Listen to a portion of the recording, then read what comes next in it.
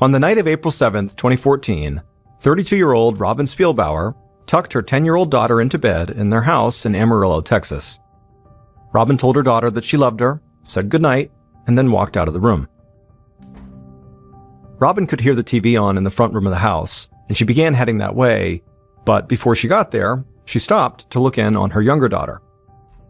Robin peeked into her bedroom and saw the little girl was already fast asleep. And as soon as she saw this, Robin just felt this complete sense of calm come over her. As a single mother with 2 young kids, Robin's days could get busy and chaotic. But she was finally able to relax each night when she knew her daughters were safe and sound in their beds like they were right now. Robin left the bedroom and walked down the hall into the front room of the house, where she found her mom and dad watching TV. Robin took a seat on the couch with her parents, grabbed her phone out of her jeans pocket, and quickly sent a text message. Robin's mom looked over and asked her daughter if everything was okay.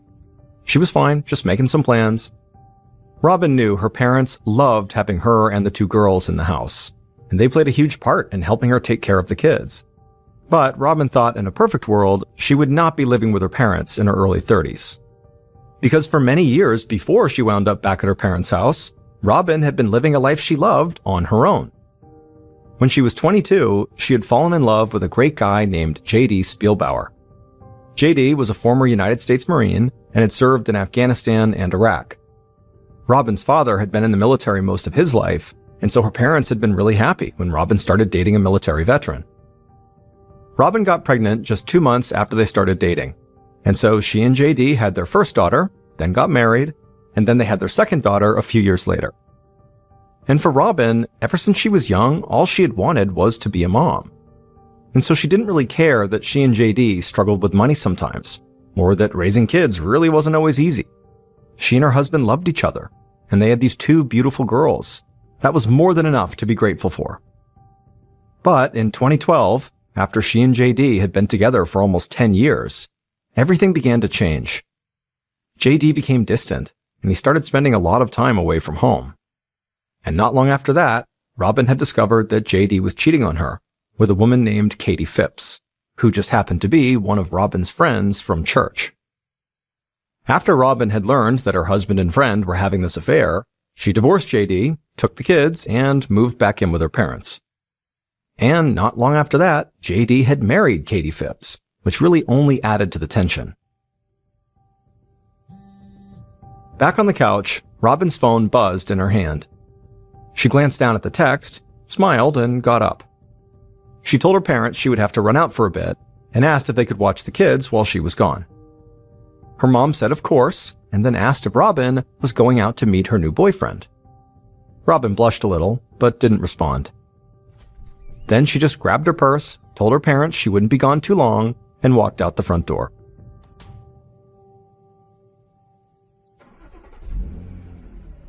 A few minutes later, at about 9:30 p.m., Robin drove her black Chevy Tahoe out of town and turned onto Helium Road, which was a long, winding dirt road surrounded by farmland on both sides.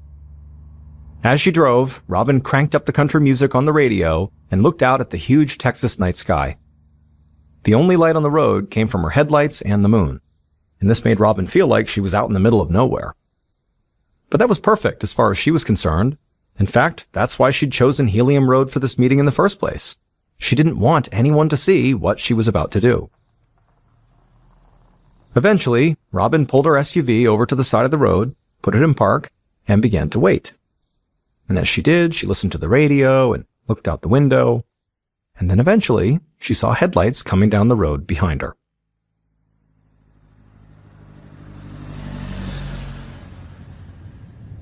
The following day, at noon, almost 15 hours after Robin had left her house, a middle-aged man drove his truck down Helium Road.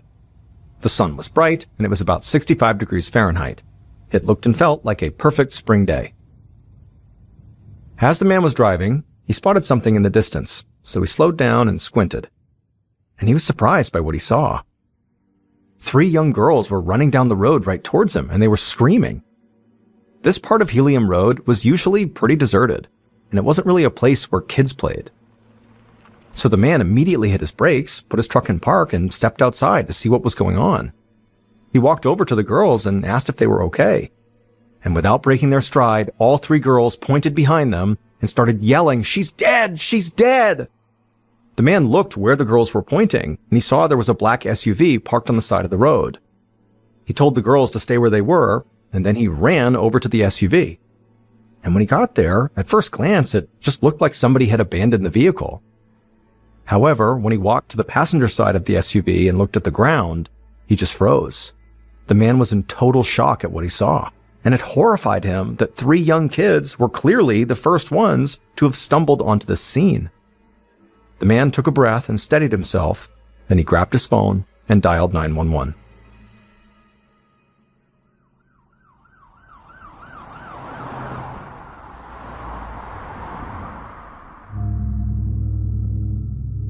A little later that afternoon, Sergeant Alan Mongold of the Randall County Sheriff's Department sped down Helium Road.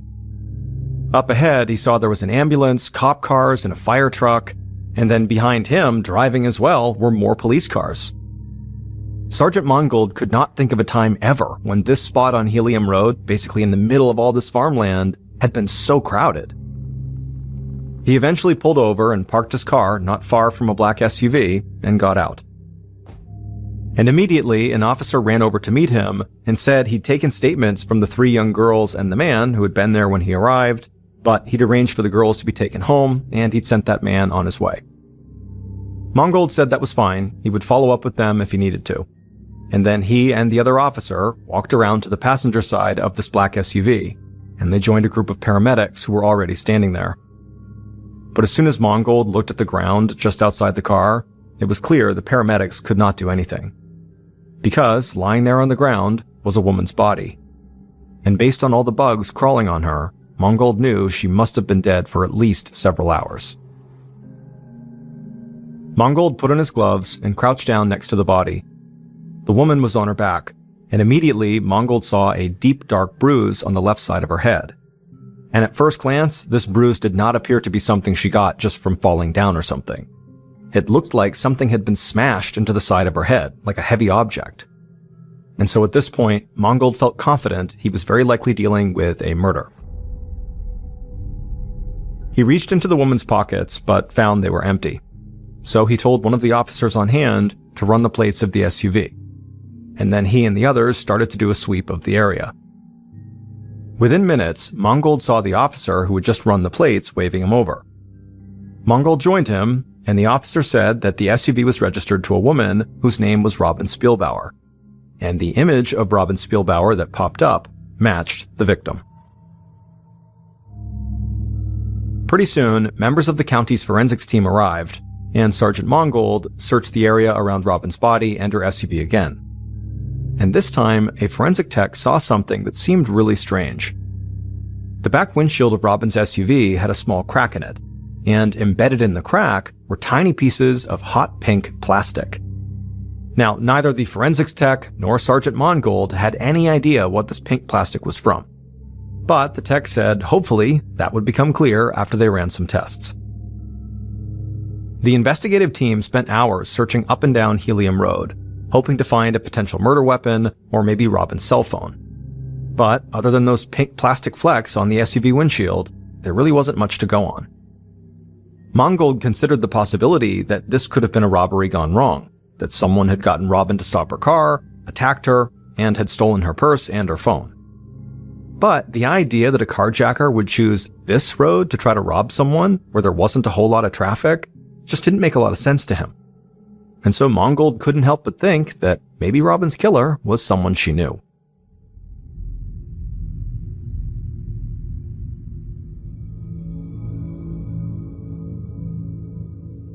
The following morning, April 9th, Sergeant Mongold sat at his desk reviewing the autopsy report.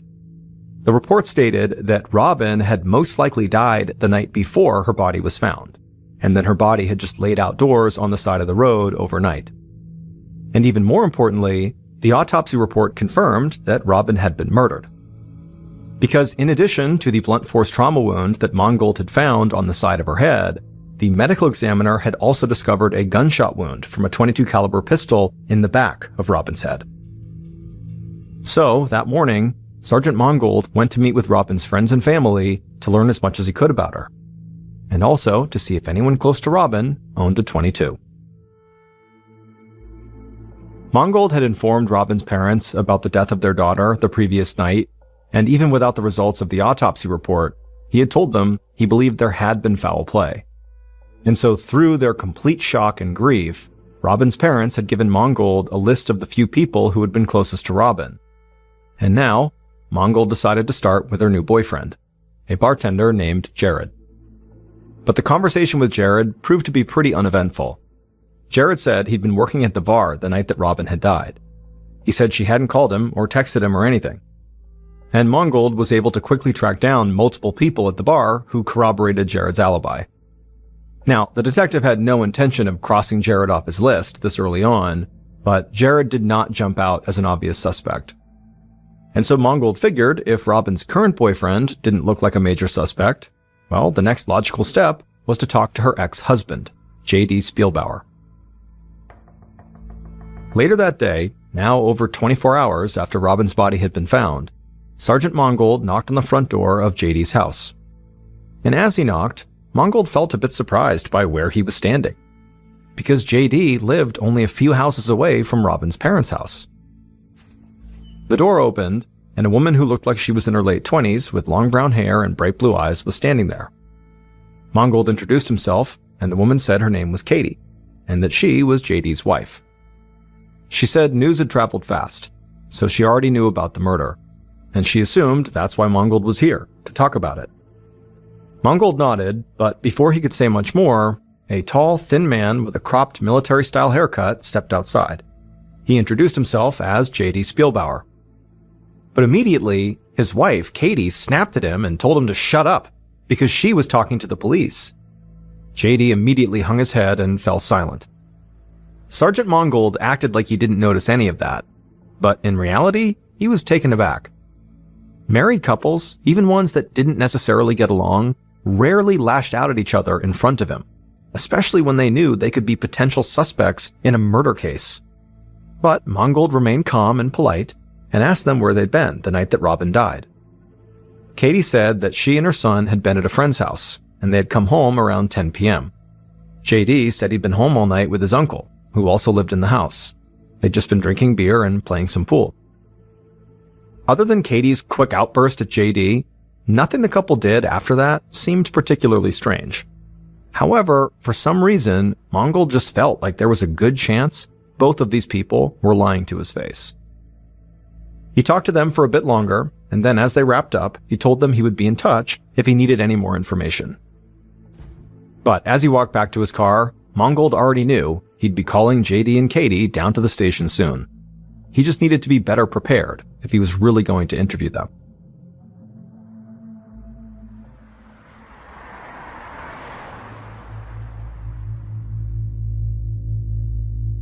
After leaving J.D. and Katie's house, Mangold drove a few minutes across town to Robin's best friend Aaron's house. Robin's parents had told Mangold that Robin and Aaron were extremely close and shared basically everything with each other. So Mangold thought she'd be a great person to talk to learn more about Robin, but also he figured if anybody had inside information on Robin's ex-husband and his new wife, it might be Aaron. And as it would turn out, Aaron knew a whole lot about Robin's ex and his new wife. She told him that at one point, she, Robin, J.D. and Katie had all been friends. But then J.D. and Katie had an affair and things got ugly. She said Robin constantly worried about the kids and wondered if she and J.D. should really be trying to co-parent them. Aaron also said that J.D. talked a lot about suffering from PTSD because of his time in combat as a Marine. Mangold took notes on everything Aaron was telling him. An affair, a divorce, and a potential custody battle could all be motives for murder.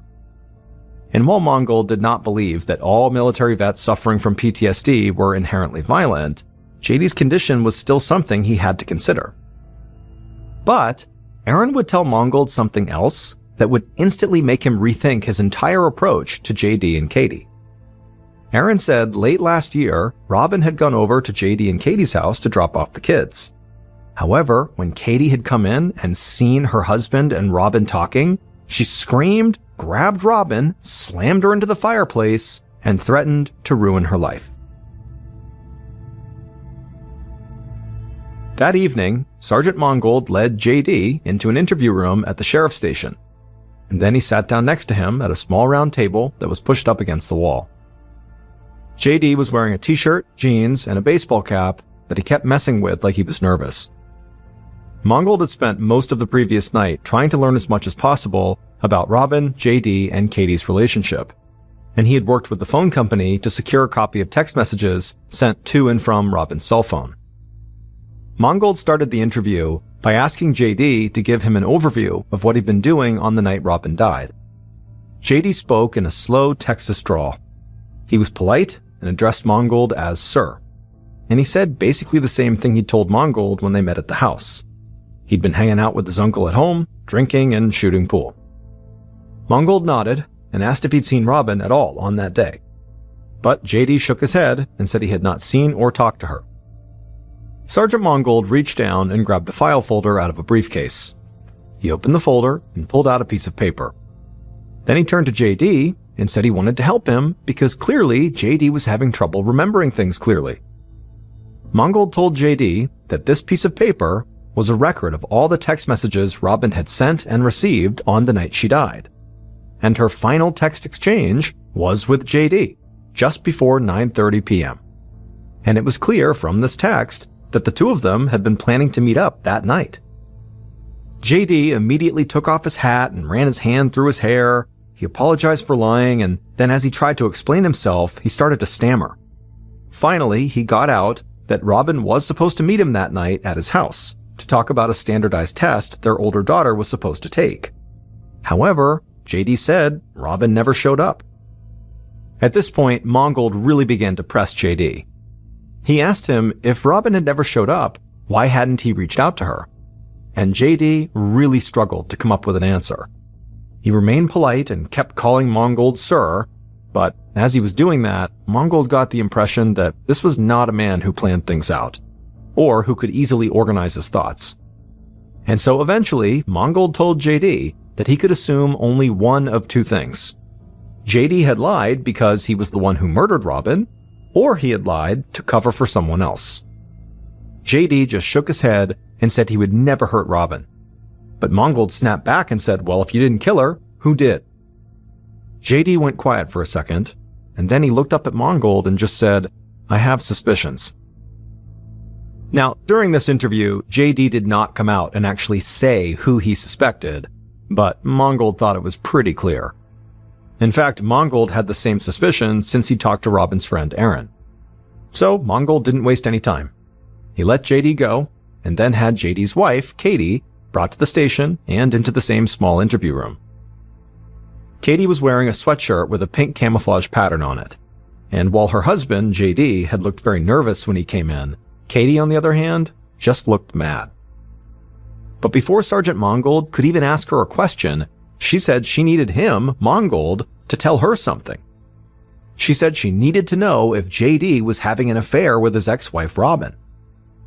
Mongold said he didn't know if that was the case, but he did know that JD and Robin had planned to see each other on the night that Robin died. After hearing this, Katie broke down sobbing and put her face in her hands. She said she knew it. She knew Robin had been trying to tear her marriage apart because Robin had never gotten over JD after the divorce. But despite all the obvious anger Katie felt towards Robin, she insisted that she had nothing to do with Robin's murder. However, despite what Katie and JD said during their interviews, Sergeant Mongold still decided to secure search warrants for their house and their cell phones, and he felt sure he would soon be able to arrest one or both of them.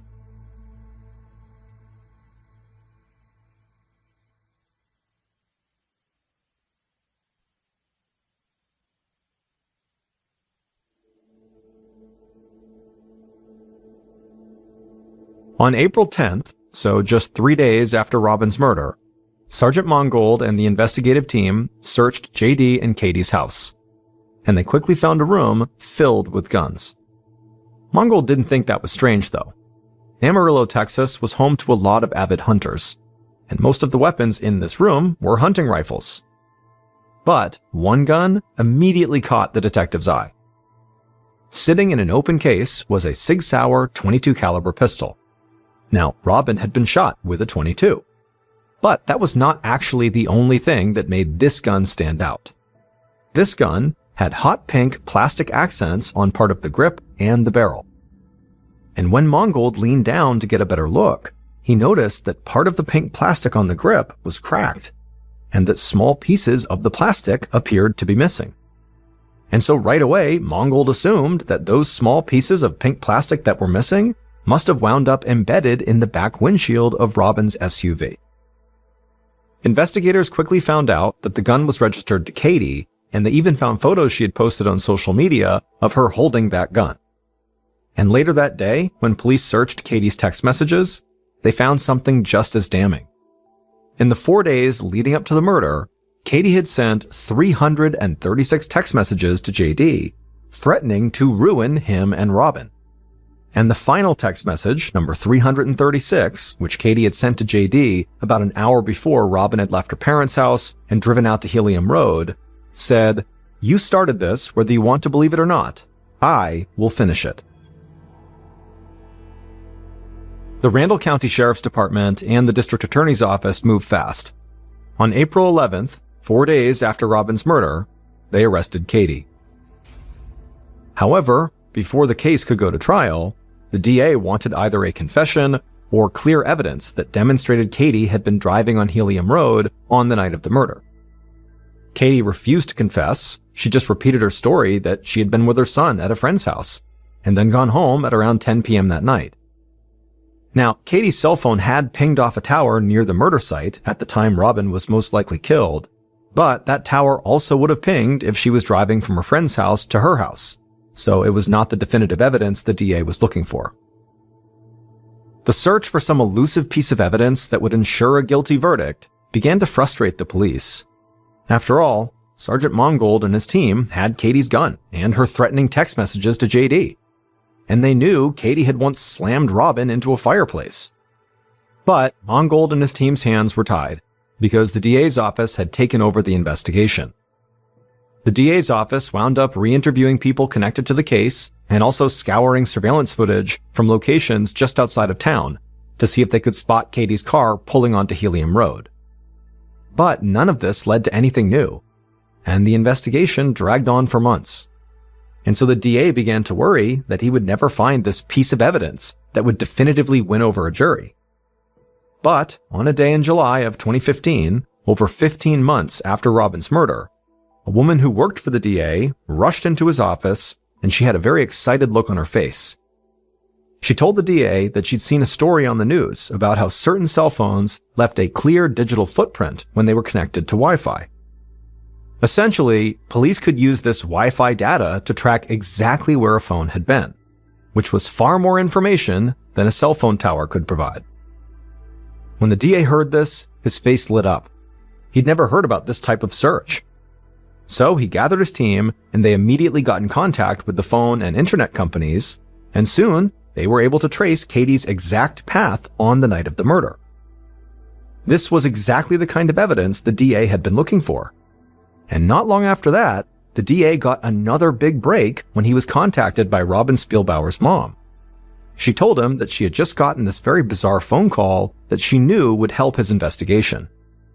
And the information Robin's mom provided, along with the newly collected Wi-Fi data, finally solidified the case.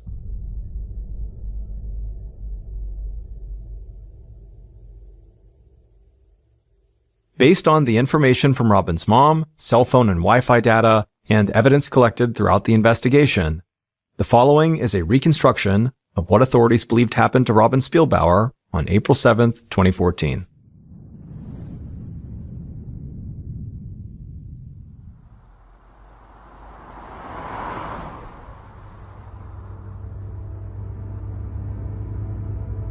That night, the killer drove their truck through town, trailing just far enough behind Robin so as not to be spotted. The city lights slowly disappeared behind them as the killer followed Robin out onto a dark dirt road. And after a few more minutes of driving, the killer saw Robin pull over and park. And so the killer slowed down as well and parked right behind her. Once they were stopped, the killer put on a pair of gloves, grabbed a gun from the passenger seat, and then stepped outside, leaving their headlights on. The killer calmly walked towards the SUV, raised their gun, and slammed it against Robin's back windshield. The windshield cracked, and the killer heard Robin begin to scream from inside the vehicle.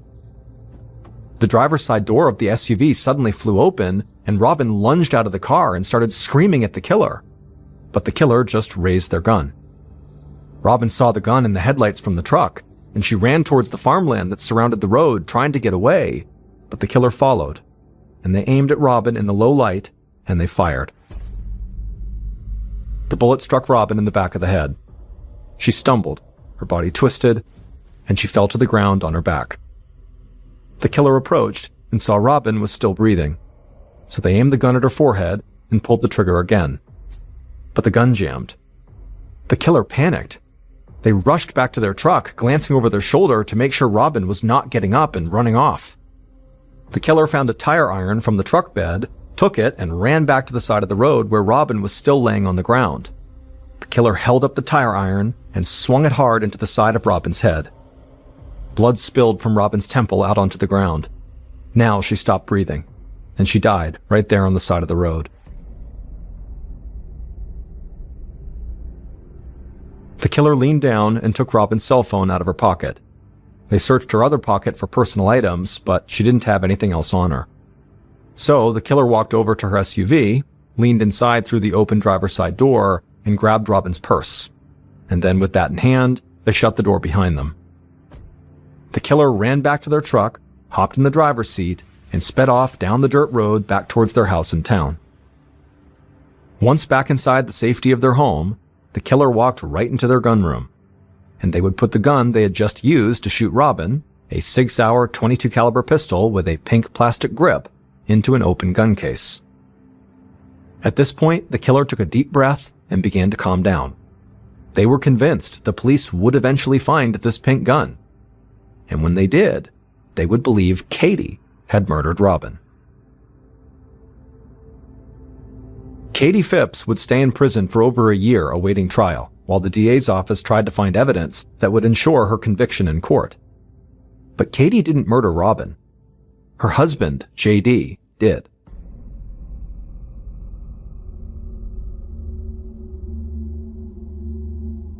It would turn out that Katie's suspicions about JD and Robin had been correct. JD, who had cheated on Robin with Katie, had now begun cheating on Katie with Robin. But JD knew Katie had caught on, and the whole thing had now turned into a total mess. He wanted both women out of his life, so he murdered his ex-wife and framed his current wife for the crime. On the night of the murder, the way JD had lured Robin to Helium Road was he had been texting back and forth with her to set up a meeting on that secluded road.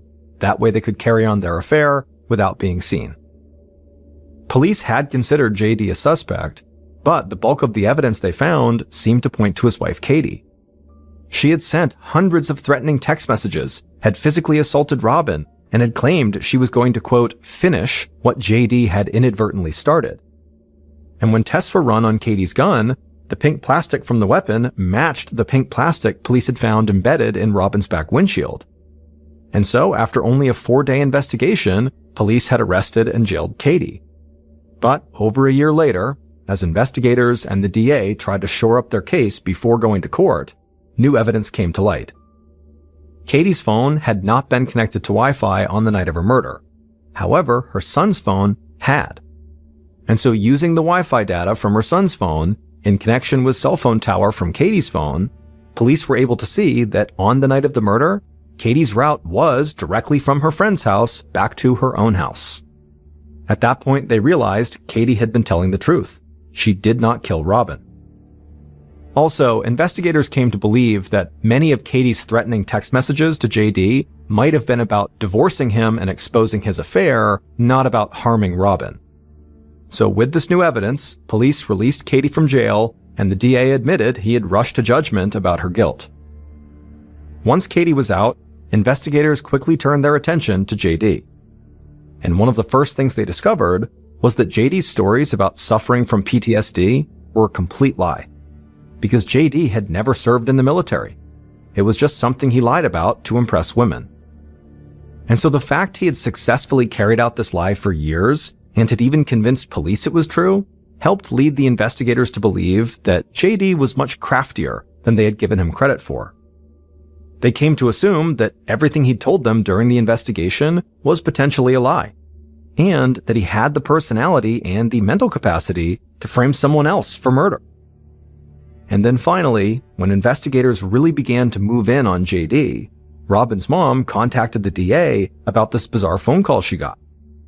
She said that JD had called her and asked her to lend him a significant amount of money so that he could take his daughters on a trip to New York ASAP. With everything else investigators had learned, they saw this as a huge red flag. They believed the reason JD was trying to go to New York was actually just to make a run for the Canadian border. So they arrested JD before he could leave town, and they charged him with the murder of his ex-wife Robin. JD was found guilty of murder and sentenced to life in prison. He'll have a chance for parole in 2046. Despite the conviction, some members of the sheriff's department continued to believe that Katie had played a role in this crime. But once she was released from jail, Katie was never arrested or charged again in connection with Robin's murder. In the summer of 2015, a young man named Paul was on his last day of a 7-day solo backpacking trip through a very remote area in Utah called the Dark Canyon Wilderness. Dark Canyon gets its name from its steep walls that block light in the morning and in the late afternoon. It's an area that's only accessible by foot, and it's not uncommon to go in there and not see another person the whole time you're there. That morning, Paul got up and set off on a day hike that would take him through a very forested area up onto a plateau where he planned to camp out for the night. About a mile into the hike, he found some amazing elk antlers and he decided he wanted to keep them. So he threw them on his backpack and rested them at the top and continued on his hike. But the added 15 pounds of weight proved to be far more exhausting than he was anticipating, and very quickly he blew through all of his water. Even though he was within 1 mile of his final destination, this plateau, he decided to stop because he was so dehydrated, he needed to find water. So he puts his pack down, he puts the elk antlers down, and he starts walking around, and amazingly, he does find some water. Granted, it was kind of a gross puddle of standing water, but he figured I can boil this and it should be okay. And as he's preparing a fire to boil this standing water, he figures, you know what, if I'm making a fire here, I might as well just make my camp here. So he sets up his tent and then he makes a fire and he's about to start boiling this water when he realizes how dumb he's being. If there's a puddle of standing water right here, then probably just a little ways upstream, there's going to be some running water. Why don't I not boil this crappy water that will only yield, a couple sips of water and go look for the running water where I can drink as much as I want? So he puts the pot down and he leaves all of his gear at the campsite and he begins walking up this mountain to hopefully find a stream. And after about a half mile of walking up this mountain, he finds this little spring. Immediately, he's down on hands and knees drinking as much water as he possibly can because he's super dehydrated. And after he's drank for quite a while, he reaches down to his belt where he kept his water bottles. And he realized he left all of his gear, including his water bottles, at camp. So he didn't have a way to collect this water. And so he's like, shoot, I gotta go back to camp and get the bottle and come back. I'm gonna burn a bunch of energy. But he's like, you know what can you do? I need the water.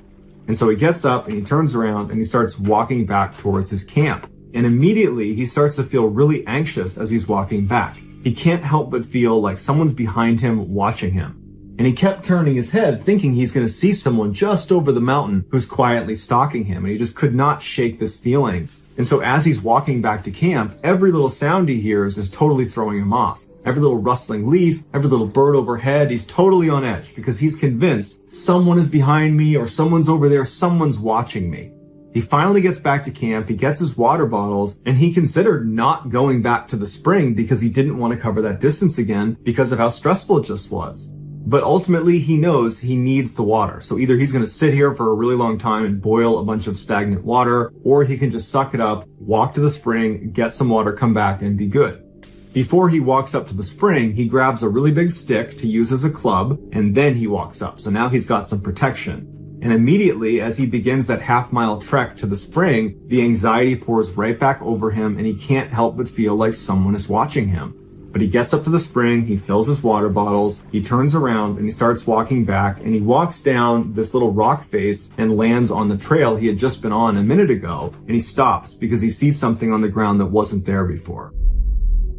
A fresh mountain lion print is placed right in between two of his footprints that he had just made on his way back to the spring. Meaning, there's a mountain lion somewhere right around here that's not just watching me, it's hunting me. Paul doesn't really know what to do, so he runs to his campsite and gets in his tent and huddles in his tent for the rest of the night, hoping a mountain lion doesn't attack him. And fortunately, it does not. And what he thinks probably happened was when he picked up those elk antlers and put them on his backpack and was walking around with them, he probably attracted the mountain lion that thought he was an elk and therefore food.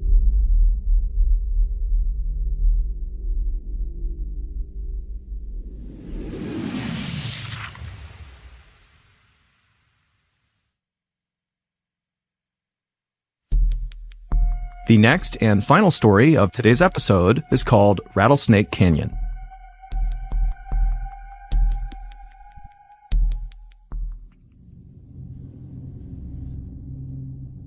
At about 1:30 in the afternoon on August 8th, 1999, a park ranger named Lance Madsen stood frowning down at a dusty red Mazda car inside of an otherwise empty parking lot just outside of Carlsbad Caverns National Park in New Mexico. Lance knew the two men who owned this red Mazda had taken out a one-night permit to be allowed to go into Rattlesnake Canyon, which is one of the most isolated parts of this national park. It's basically just a single long, scrubby little trail that's kind of all desert with high canyon walls on either side. In order to get access to Rattlesnake Canyon, people need to go to the visitor center and literally fill out paperwork so the park rangers know they're out there and can go out and check on them if they don't come back in time. And so the two men who owned the Mazda had done that. They had filled out all the paperwork, but now Lance was noticing they had not returned at the end of their permit. They had stayed out, presumably in Rattlesnake Canyon, for an additional 3 nights. Now, Lance was not concerned because people did do this. It was more like he was annoyed because now he would have to go out into Rattlesnake Canyon and find these two guys and figure out what was going on. So Lance and the park volunteer that he was with began walking on the trail in the direction of Rattlesnake Canyon. And after walking less than a mile on this trail, Lance and this volunteer looked up ahead, and just off the trail, there was a green and maroon tent that was pitched right out in the open. And so Lance immediately assumed that this had to be the two men who owned the red Mazda. And so very quickly, Lance's annoyance was replaced with relief because it turned out it was really easy to find these two campers and he'd be able to go figure out what was going on and either get them back to their car and get them to leave, or if they wanted to, they could, in theory, extend and stay longer with the right permitting. But when Lance and his partner walked down the trail and left the trail to go walk over to this tent, they started to notice there was something off about it. Right away, as they got closer and closer to this tent, they began to smell this horrible kind of chemical burning smell. And then also all over the ground were all these little bits of burned pieces of trash.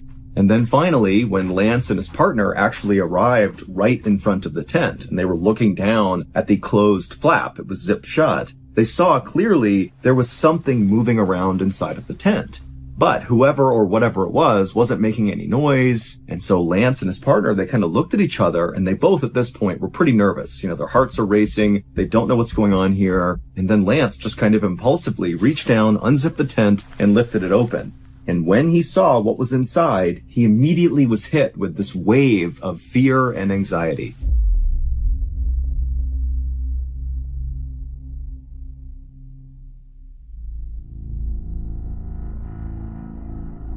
Three days earlier, on August 5th, 1999, a 26-year-old man named David Coughlin woke up in a sleeping bag inside of his green and maroon tent in Rattlesnake Canyon.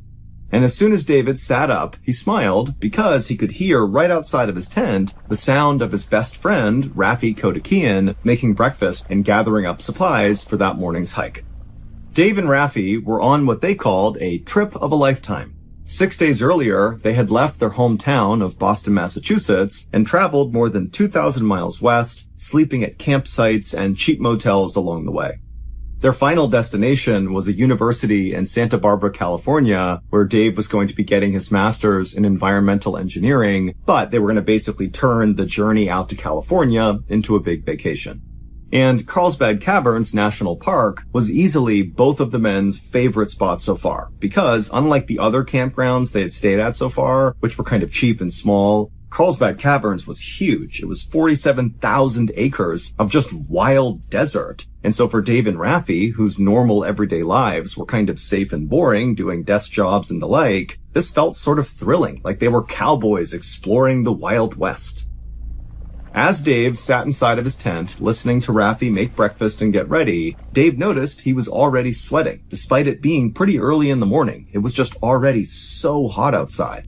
And so Dave grabbed his water and took a sip, and as he did, he thought about that park ranger who had helped them fill out their paperwork to be allowed to come out into Rattlesnake Canyon, who had made a really big deal about ensuring that Dave and Raffi each have at least 1 gallon of water per person per day that they were going to be out here because of the heat.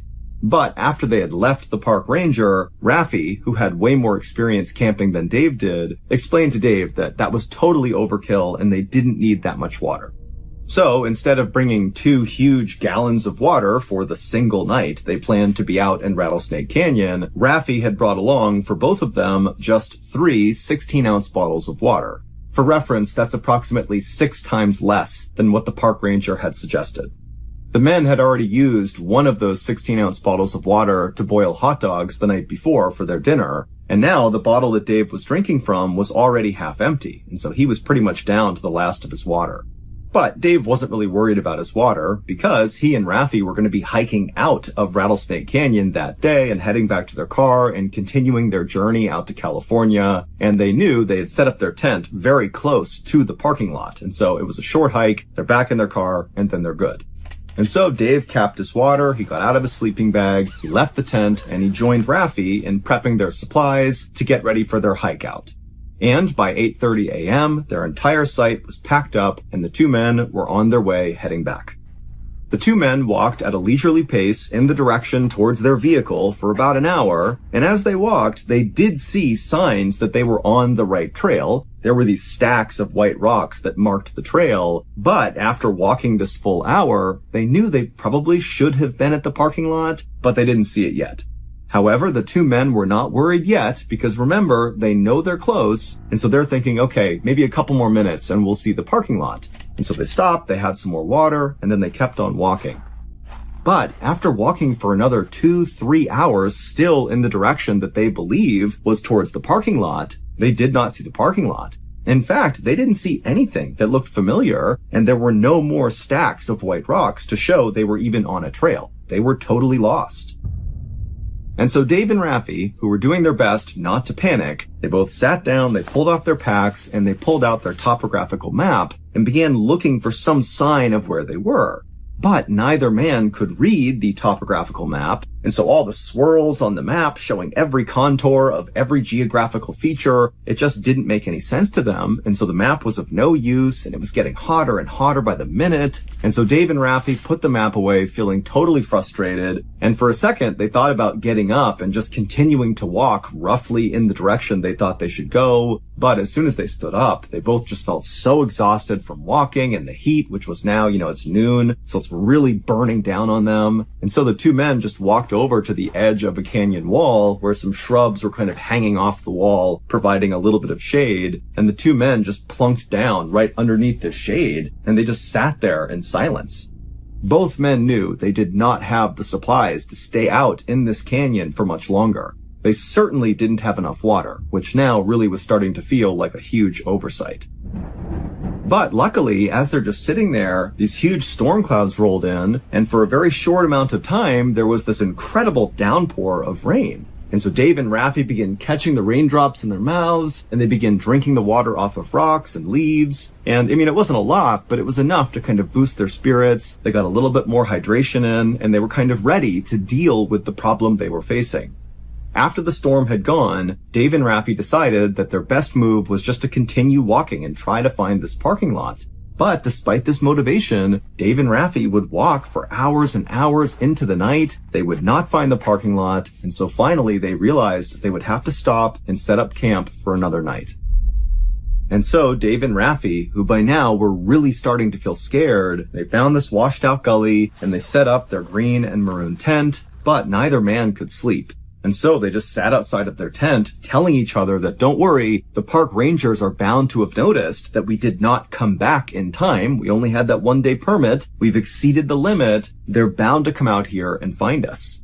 But in the back of both Dave and Raffi's mind, they weren't so sure that was definitely going to happen. They didn't really know how long it would take for park rangers to notice when people stayed too long.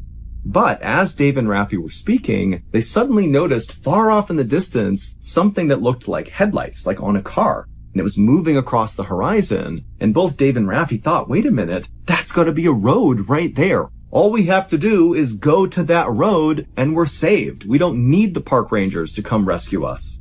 And so suddenly Dave and Raffi were filled with hope, and they forgot about how thirsty and hungry they were, and they just crawled into their beds and they fell asleep almost immediately because all they wanted to do was get to the next morning where there'd be daylight so they could hike out and get to that road and get back home. Dave and Raffi woke up early the next morning, and they were very eager to get up and start making their way towards this road. But instead of packing up their campsite and bringing it with them, they decided instead to leave their campsite and leave behind a journal that had some information about who they were and what they were doing in case park rangers came looking for them. And so Dave pulled out a journal from his pack, and he drew a kind of crude map of where this campsite was and where they were going towards this road that appeared to be up on this ridge. And then also Dave included in this note, Dave and Raffi's names, their ages, where they lived, some contact info, and also the fact that they were completely out of food and water, and that if you find this journal, please follow up and make sure we're okay. And so, after leaving behind this journal at the campsite, Dave and Raffi set off to go to this road. But after walking for hours and hours up a kind of gradual incline, they reached what appeared to be this kind of third ridge where up and above the ridge was this road. But to get up onto this kind of wall right in front of them was really challenging. There was cactus everywhere, and the gullies that kind of led up to the top of this ridge were very slippery and almost vertical, so nearly impossible to climb. And so this was really a chore getting up there. And you got to remember that Dave and Raffi are already totally exhausted. They have no food, no water, and so this is miserable. But eventually, Dave and Raffi were able to get up onto this ridge, and they looked out, and there was no road. There was nothing. It was just pure desert as far as they could see. And so they had no idea what those lights were that they saw. Clearly, it was not headlights. I mean, for all they knew, it could have been a figment of their imagination. They're desperate to be saved, and so maybe it was possible that they imagined seeing this road. And so as the two men stared in stunned silence at nothingness in front of them, they noticed that a buzzard had actually begun flying in slow circles over their head, almost like it was just waiting for the two men to die so the buzzard could come down and eat them.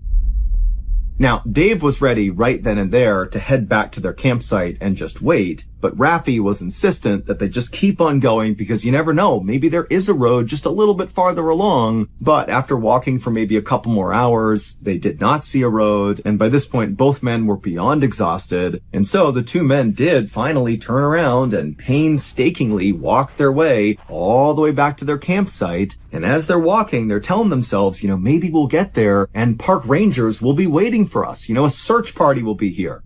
But when they got to their campsite, there was absolutely no sign that anybody had come to their campsite since they left. Their journal with their note and their crude map and all that was still just sitting right in the middle of their campsite, untouched. And it was at this point that Dave and Raffi's spirits were just totally broken. The next morning was Saturday, August 7th. So Dave and Raffi were now beginning their 4th day in the desert and their 3rd day without any water.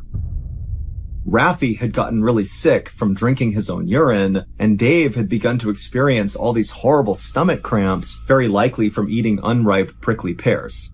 Also, Dave's legs were starting to seize up, which made it nearly impossible to walk. And so the two men knew they had no chance of hiking out of here to safety. They really just had to wait for their rescue to come. And so that day, Dave and Raffi attempted, with the little energy they had, to make a huge SOS symbol on the ground using rocks. But after putting the S down and the O down, they didn't have enough energy to collect more rocks to make the last S. And so they did not finish their SOS symbol. And then also Raffi at some point soaked his sleeping bag in fuel and lit it on fire to try to create a smoke signal that somebody might see. But the smoke didn't get high enough, and so it didn't work. And so all that really accomplished was it destroyed Raffi's sleeping bag and also created this terrible stench around their campsite of burning chemicals from having burned the polyester material that made up the sleeping bag. And so by that afternoon, when the sun was right over their head and beating down on them, Dave and Raffi just crawled inside of their tent and laid there in silence. And as they did, they noticed the stones underneath their tent felt kind of cool. And so they cut the bottom of the tent out and just laid directly on these loose rocks inside of their tent. By that evening, when still no rescuers had arrived, Dave and Raffi really began to realize that this could be the end. And so Dave, he grabbed that notebook where they had drawn that crude map of where the lights and the road had been, and he flipped a page, and then he wrote a note to his girlfriend, basically saying goodbye, because he knew he was probably going to die. And then Raffi, he took the journal, and he did something similar, but also included that, he would not allow the buzzards to get them, that they would at least ensure their bodies were intact for their families to find. And then after writing these notes and tucking the journal away, Dave and Raffi crawled out of the tent because by now it's dark out, the sun's not out, it's a little bit cooler outside. And the two men, they sat down and they began having a fairly matter-of-fact conversation about the situation they were in. Both men were very emotional. At one point, Dave began screaming and crying just out of despair. But at the end of this conversation, the two men made a decision, an unthinkable one, that really would only ever be made in a situation like this. And so after both men were on the same page, they crawled inside the tent and zipped it up.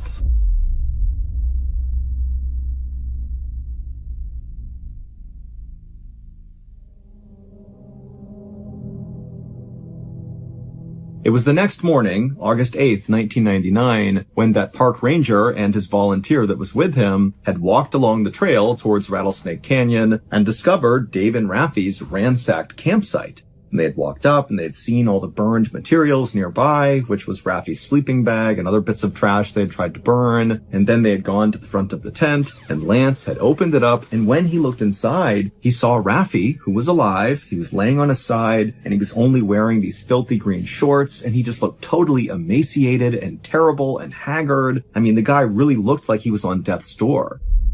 Then Raffi, when he saw Lance looking in, he just said, "Please tell me you have some water." And Lance did have some water. He gave it to him. And then Lance, knowing that Raffi was with another person, Dave, he said, "Hey, where is the guy you were with?" And Raffi, as he's drinking the water, just kind of casually pointed out of the tent somewhere off behind where Lance and his partner was. And so Lance and his partner, they turned around and they didn't see anybody. They were just kind of looking off towards the canyon wall and there was nothing there. And so Lance turned around again and he said, "Are you sure he's over there?" And Raffi, without any expression on his face, just continued to point and said, "Yes, he's right over there." And so Lance, he got up, he turned around, and he began walking towards this canyon wall. But before he got there, he nearly tripped over this arrangement of rocks on the ground. And when he looked down at them, he knew someone clearly had arranged these rocks in a particular way. And so, with a growing sense of dread, Lance reached down and he moved aside one of these rocks. And underneath it, he saw Dave's face. It would turn out, the night before, when Raffi and Dave had crawled outside of their tent and began having that very intense conversation, what they were talking about is, what do? We know we're going to die. No one's going to reach us before we die of starvation, or we die of dehydration, or maybe some animal is going to come attack us and kill us. Like, we don't have any hope. And so as they were sitting there, Dave actually pulled out his pocket knife and attempted to cut his wrists, but he couldn't cut deep enough to actually kill himself. And so Dave said to Raffi, "You're going to have to kill me. And then after that, you're going to have to kill yourself." And Raffi had agreed. And so Raffi and Dave, they went back inside their tent with no floor. It's just open rocks on the bottom. And Dave, he lied down on his back and he pulled his shirt up and he exposed his rib cage. And then Raffi, he pulled out his 4-inch pocket knife and he placed it right up against Dave's rib cage. And then with Dave basically egging him on to stab him, Raffi attempted to push the knife into his heart, but he couldn't break the skin. And so Dave, he's now screaming out in pain, but he's still urging Raffi to come on, just do it already. And finally, Raffi does manage to get the knife right through his ribs and into Dave's heart. Dave did not die right away, but Raffi covered his mouth and continued to push that knife in until he did die. And then once Dave was dead, Raffi used the little bit of energy he had to drag his body away from the tent, where he buried him under those rocks. And then Raffi, who now has no energy left, just crawled back to his tent and laid down on those loose rocks inside of his tent and waited to die. But just a few hours later, on the morning of August 8th, Lance the park ranger, along with his volunteer, had come down and discovered Raffi before he had died. Little did Dave and Raffi know, this campsite where they had been for the past few days was just a 15 or 20-minute walk from their car. 9 months later, on May 11th, 2000, Raffi pled guilty to murder and was sentenced to 16 years in prison. However, Raffi insisted throughout the trial that the reason he killed Dave was because Dave asked him to. It effectively was a mercy killing, and that Raffi intended afterwards to die himself. This was murder-suicide. And Dave's family believed Raffi, and so did another judge, and so ultimately, Raffi would only serve 16 months in prison before he would be released. Noah Schneider felt a rush of excitement as he glided on his skis down the side of a mountain. It was November of 2008, and the 25-year-old from Munich, Germany, had spent the past few days at a ski resort, happily racing through the snow with his friend Simon. Noah came to a stop and paused to enjoy the view. He and Simon were far away from the resort. They were out in the backcountry, where the terrain was much more rugged. Noah loved how wild the backcountry was, and how the surrounding forests filled the air with the smell of pine sap. Noah looked up above him and saw Simon was working his way down the slope as well. Noah was ready to get going, so Noah took a deep breath and then launched himself down a wide-open snowfield full of deep powder. But just a few turns later, he felt the snow under his feet begin to shift, and then suddenly it completely gave out underneath him. Noah's heart leapt into his throat as he was pulled down into a river of snow. Then the snow loosened and began to slide down the mountain. It was an avalanche, and there was nothing he could do to get out of it. Noah tried as hard as he could to try to find the way up to get his head out of the snow, but he was flailing his arms, and as the momentum turned his body from side to side, he was left feeling totally disoriented. He could feel himself rushing down the mountain, but the snow had now blocked out the sun, and it was too dark to see anything, so he had no idea where he was and what direction was what. Noah wanted to scream and try to get someone to hear him, but as the avalanche grew, as it rushed down the mountain, the weight of all the new snow piling on began pressing down on his chest, making it nearly impossible to breathe, let alone speak or yell. Noah knew if he couldn't get out of here, he would be buried alive. And so, as Noah tumbled down the mountain inside of that dark snow, he was left thinking of his family and friends who he would never see again.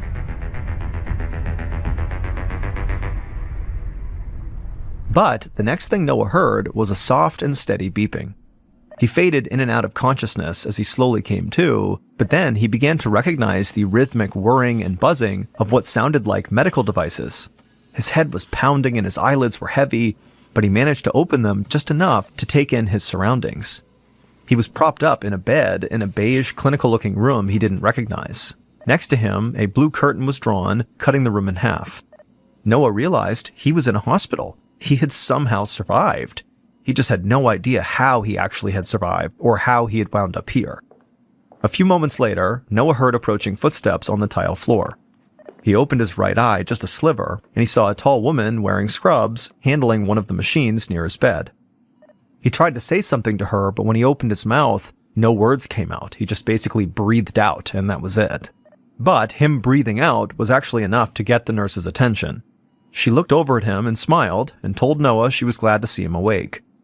Noah swallowed, which actually hurt a lot. It felt like his entire trachea was bruised. But he tried to speak again, and this time he was able to whisper something. He asked her what happened. The nurse explained that the previous day, Noah had been caught in that avalanche, and then he was trapped under the snow for about 15 minutes. But luckily for Noah, his friend Simon, who was a paramedic, had been able to find him, dig him out, and perform CPR. That had saved his life. Noah slowly nodded, and then suddenly understood why it hurt so much to breathe. He'd seen Simon perform CPR before, and he knew that chest compressions could be hard enough to crack a rib, and so maybe that's what happened to him. The nurse told Noah that he had been flown to the hospital by helicopter, but by the time he landed, he was barely alive. He had a ruptured spleen and a hip fracture, and for a long time while he was crushed under the snow, he hadn't been breathing. The nurse explained that that's called hypoxia, when there's no oxygen getting to the brain, and she said that, frankly, the hospital staff could not believe he had made it out alive with that much time without oxygen. Noah didn't quite know what to say, so he stayed quiet. The nurse didn't seem to mind. She just told him to rest, and that it would take him a while to recover fully from this kind of accident. Noah gave her a half smile, and then closed his eyes and went to sleep.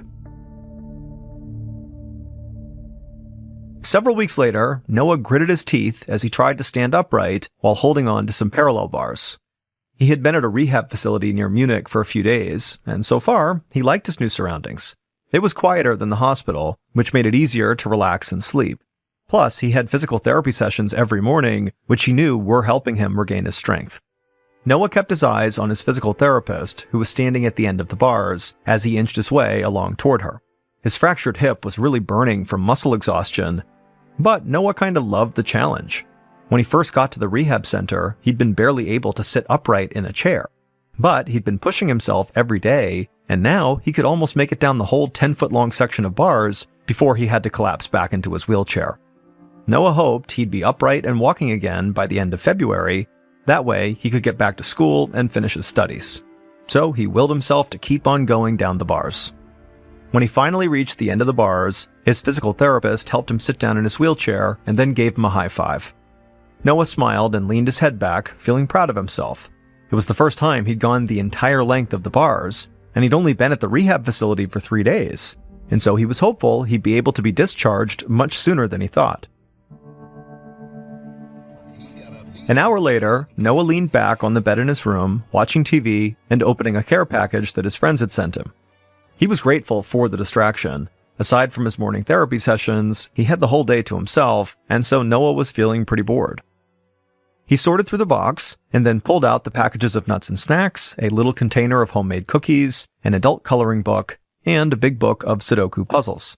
Sudokus are puzzles where players put numbers into a grid that contains a total of 81 squares. The idea is to fill every row, column, and group of 9 squares with the numbers 1 through 9 without repeating them. Noah's face lit up when he saw the Sudoku puzzles. He liked solving them, and it was a lot more mentally stimulating than the boring TV reruns he'd been watching.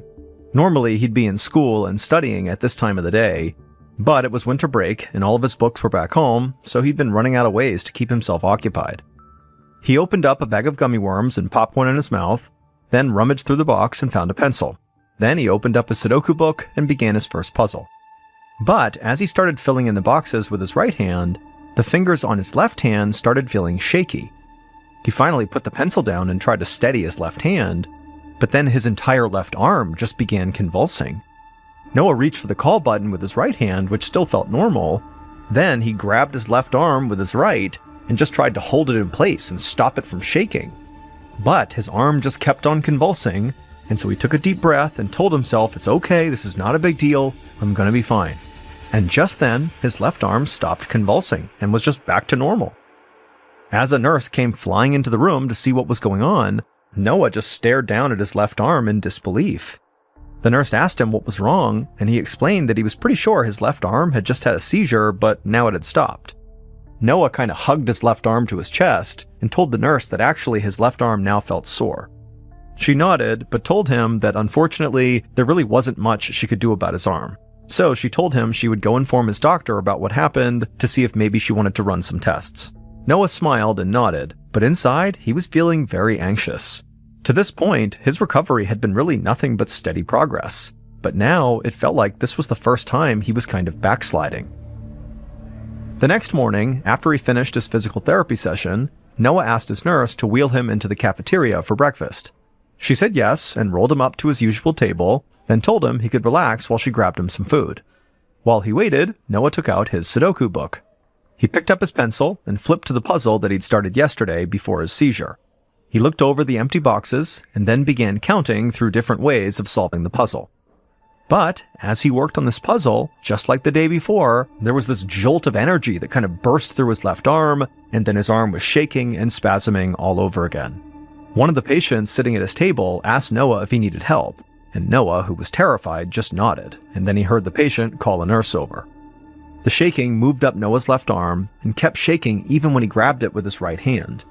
He could hear movement all around him, and he knew the entire dining hall was now looking over at him. Noah leaned back in his chair, still clutching his left arm, right as his nurse arrived. And when she did, Noah took a deep breath and then made eye contact with her, doing his best to try to breathe deeply and evenly and try to block out everything else around him. He was basically trying to stop panicking. And as he focused on just the nurse's face and on his breathing, slowly, the shaking in his left arm actually dissipated.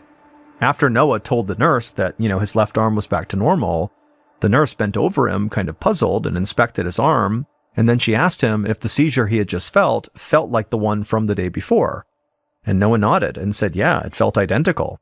The nurse nodded and told him to wait right there. She was going to grab Noah's doctor immediately. A few minutes later, Noah sat on his bed while his doctor took his vitals. She shone a flashlight in his eyes, then asked him to follow the movement of her finger while she drew a big square in the air in front of him. After following her finger for a moment, she put it down, and Noah gave the doctor a half smile and kind of wrapped his fingers on his knees, which was something he did when he was nervous. He watched as the doctor scribbled a few notes, then she asked him to tell her what he remembered of the seizures. What was he doing right before they started? What was he thinking about? How was he feeling? Noah told her that both times he had this seizure in his left arm, he'd been eating something and also doing a Sudoku puzzle. He'd felt relatively calm, almost bored before it happened. His back had felt a little sore during the seizures, but he thought that was just from how much he had been sitting and lying down recently. He couldn't remember what he had been thinking about before the seizures, so he told the doctor that he really wasn't thinking about anything. He was just trying to solve these puzzles. The doctor thought for a second, and then told Noah that she'd actually like to try to recreate the moments right before the seizures as best as they could. So she grabbed a Sudoku book from the bedside table and handed it to him and asked him to start solving a puzzle. Noah nodded and opened up the book to the puzzle that he'd earmarked, and almost as soon as he began trying to solve it, his left arm began to visibly spasm.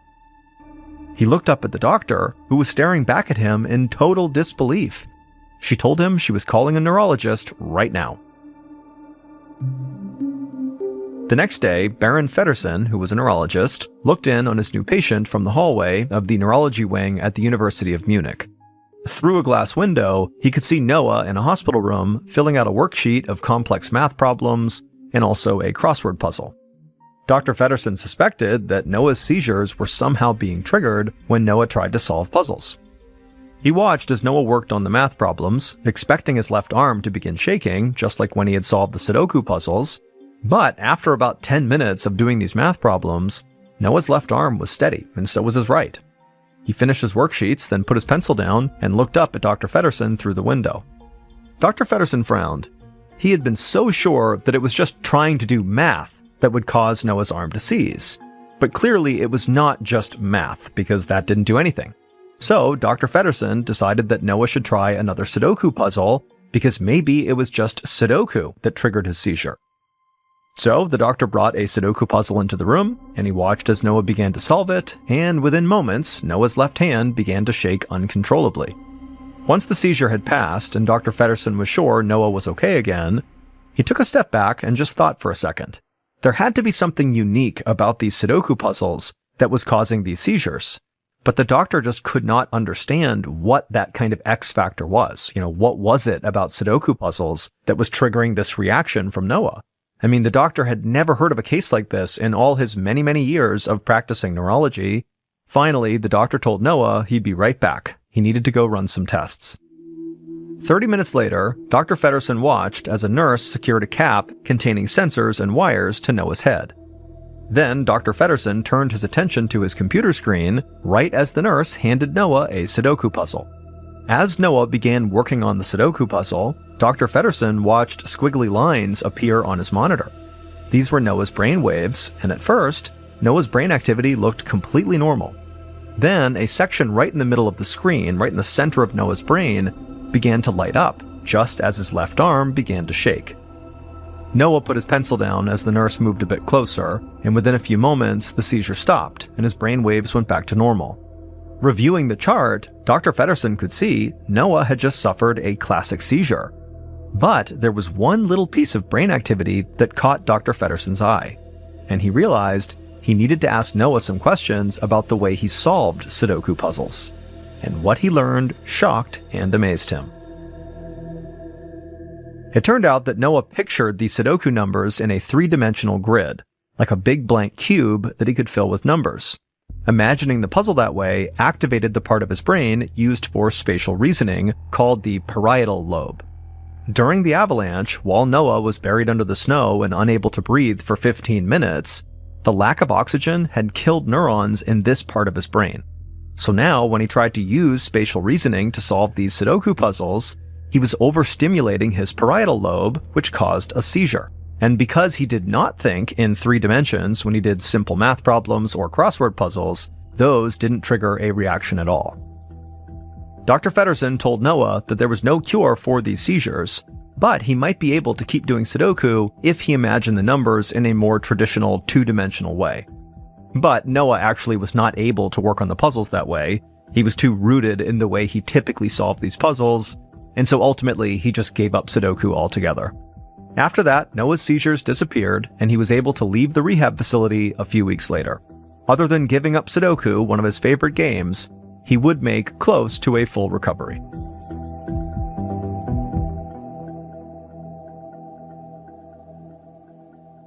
Here is our second story called Killer Jet Lag.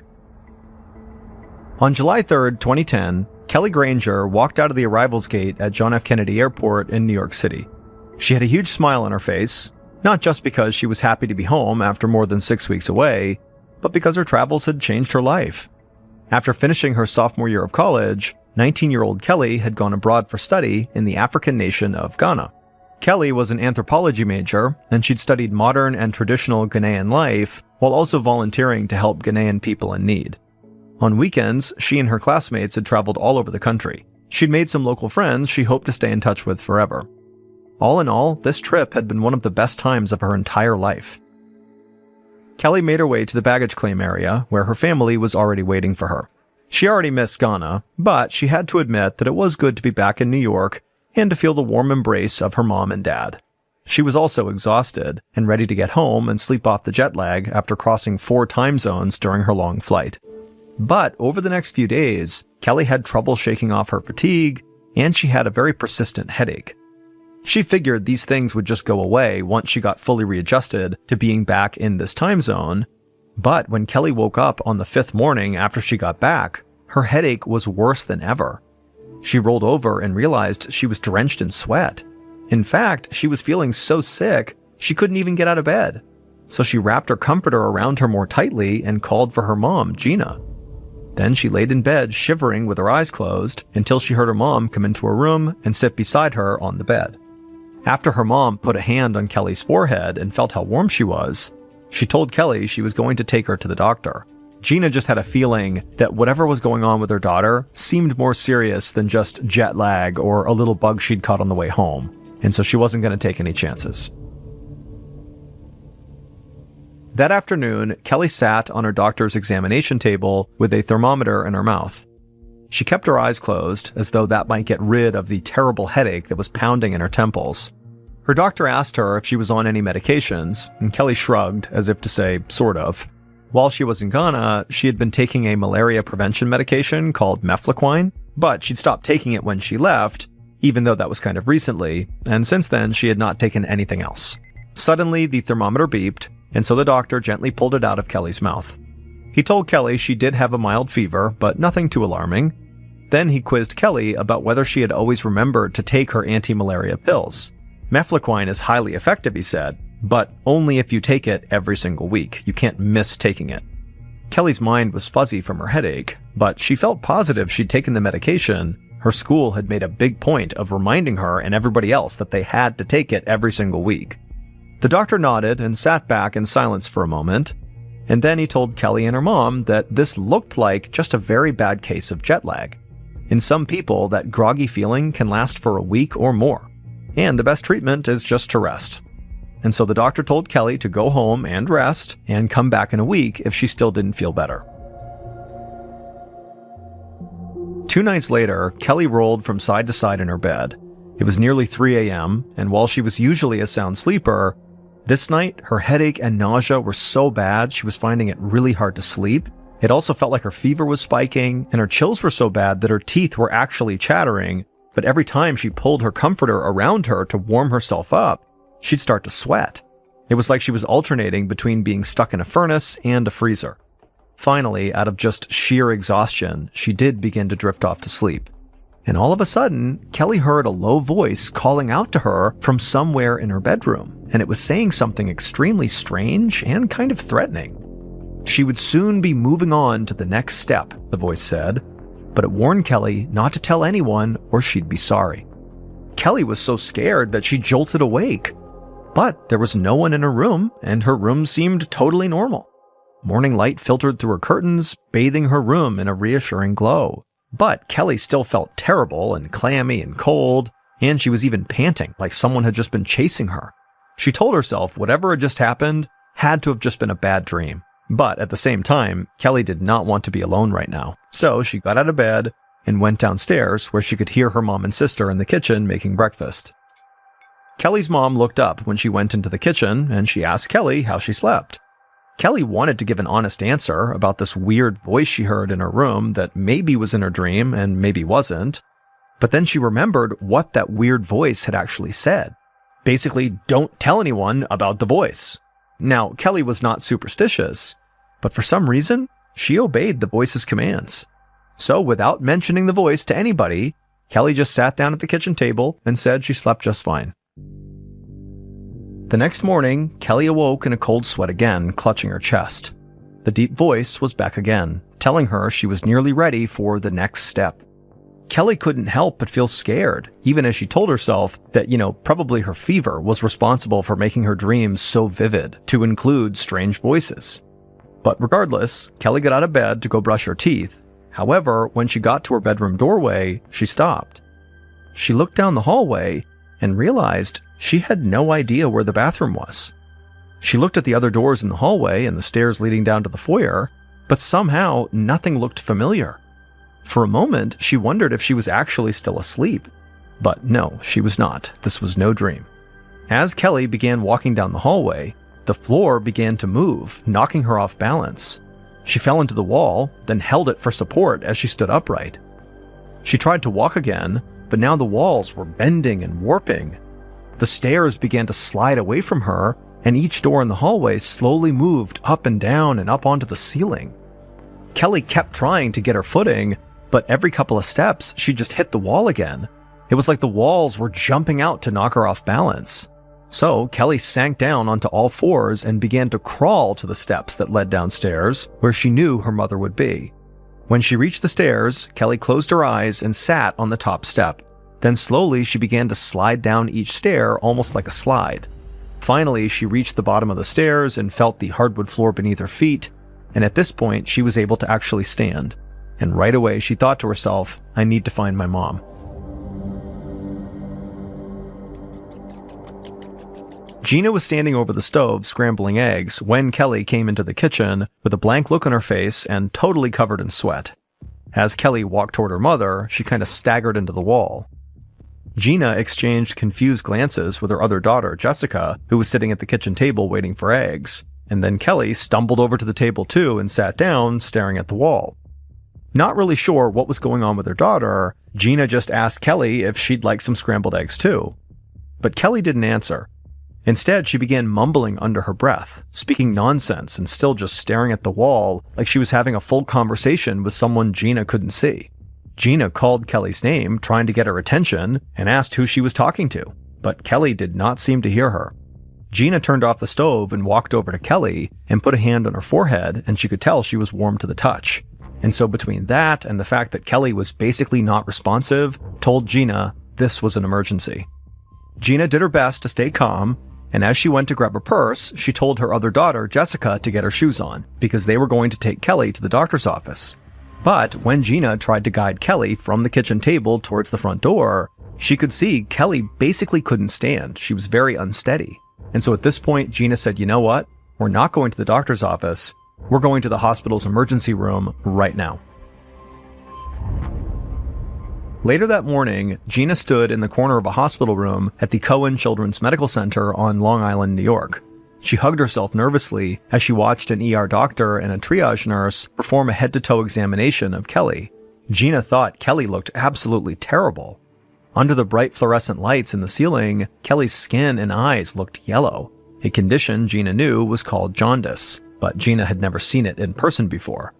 A moment later, the doctor confirmed that Kelly did have jaundice, and that could be a sign that she had a blood disease or a liver infection like hepatitis B. The doctor explained to Gina that he would have to call in an infectious disease specialist to take over Kelly's case because jaundice could be life-threatening. Gina felt a knot form in her stomach, and the feeling only grew when she looked over at Kelly's terrified face. Kelly was not entirely lucid, but it looked like she just heard what the doctor said and understood that whatever was wrong with her was quickly turning dangerous. Gina thanked the doctor as he stepped out of the room. Then she sat on the edge of Kelly's bed and held her daughter's hand while they waited for this specialist. Minutes passed, and the longer they waited, the more Kelly seemed to slip farther and farther away from reality. Her eyes were roving around the room without really focusing on anything. Gina tried to get Kelly's attention over and over again, but her daughter just kept kind of looking around and sort of babbling. By the time the specialist finally knocked on the door, Kelly seemed fully delirious.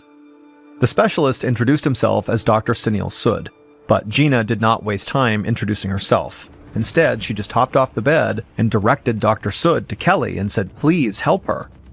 Dr. Sood walked across the room and immediately began assessing Kelly.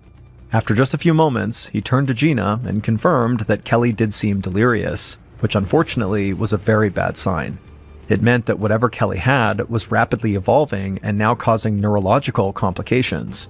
The doctor said he needed to order a full blood workup right away and hoped it would tell him what was wrong with Kelly.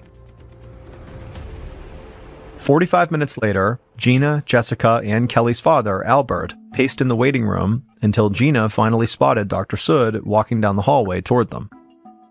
Gina held on to Albert for support as Dr. Sood cleared his voice and then explained to the parents that he did know what was wrong with Kelly. She had malaria. Gina shook her head. That was impossible. She promised Dr. Sood that Kelly had taken the medicine to prevent malaria while she was in Ghana. She asked him if maybe this could be something else. But the doctor said there was absolutely no mistaking malaria for something else under the microscope. He wasn't sure how this happened, but Kelly's blood was full of the parasites that cause malaria. These parasites were attacking her red blood cells, and in response, her immune system had launched a massive counterattack to fight the malaria off. But now, the battle between the disease and Kelly's immune system had caused such intense inflammation that her heart, liver, and other organs were in danger of failing. Dr. Sood explained that normally malaria could be treated with drugs. But at this point, Kelly had such a huge number of these malaria-causing parasites in her body that no drug would be able to kill them all without also killing Kelly. There was only one treatment that might help Kelly, however, it was drastic. Instead of trying to treat the disease with drugs, Dr. Sood proposed actually removing the infected blood cells from Kelly's body and replacing them with healthy donated blood. But to do that, Dr. Sood needed to remove up to 3/4 of the blood in Kelly's body and replace it with clean, healthy blood. The healthy blood, coupled with antibiotics, could then fight off the rest of the infection. The doctor admitted this was sort of a long shot, but it was very likely Kelly's only shot at survival. Dr. Sood assured the family that the health risks of actually replacing Kelly's blood with other blood were relatively low, but it was far less clear whether this procedure would actually allow her to successfully fight off the malaria. And so, for the next several hours, Gina sat by her daughter's bedside as the infected blood was extracted from her body and the new blood was fed back into her body through other tubes. The entire time, Gina prayed as she never had before. Finally, the last of the new blood trickled into Kelly's arm, and all of the bad blood was out by this point. And so Dr. Sood came back into the room to tell Gina that Kelly's procedure was now over. And so now her daughter would stay unconscious for a while as her body adjusted, and then everybody would just have to wait at least several hours to see if this procedure had actually worked. After 3 long, anxious hours of waiting, Kelly's mother, Gina, could hardly stand it anymore. So she stood up and announced she was going to get some coffee from the vending machine. Basically, she just needed to do something to take her mind off this waiting. But just as Gina picked up her purse to leave, she heard a rustling noise coming from the bed. She whipped around and looked at her daughter, and Kelly's eyes were wide open and focused. She was looking at her father, and she smiled and said hi to him as though she'd just woken up from a nap. A few moments later, Dr. Sood strode into Kelly's hospital room and told Kelly and her family that the blood replacement strategy had worked. The malaria parasites were rapidly disappearing from her body. Gina smiled at him and thanked him over and over again for saving her daughter. But there was one thing that still didn't make any sense to her. She didn't understand how her daughter could have gotten malaria in the first place. Just then, Kelly cleared her throat. She was finally clear-headed enough to remember everything about the medication she'd taken. She said that she definitely took all of her anti-malaria pills, but there was one small thing she'd forgotten. Just before she came home from Ghana, she forgot to use bug spray when she took a hike in the rainforest, and she did remember getting bit by mosquitoes. But she always thought she was safe as long as she took her pills. Dr. Sood said that normally the medicine she was taking was all you needed to protect yourself from getting malaria. But Kelly was just very unlucky. The mosquito that bit her had carried a much more potent form of malaria that overwhelmed both the anti-malaria medicine and her own body's defenses. And before long, the malaria parasite had gone to work destroying her red blood cells and cutting off oxygen to her organs, which had caused really intense hallucinations, like that weird voice she was hearing. That was just a product of malaria, and then also jaundice. 4 days after the blood exchange procedure, Kelly went home, and in the following weeks, she made a full recovery. Kelly returned to college in the fall to continue pursuing her degree in anthropology, and she still has very fond memories of her time studying abroad in Ghana, despite the fact that that trip nearly killed her.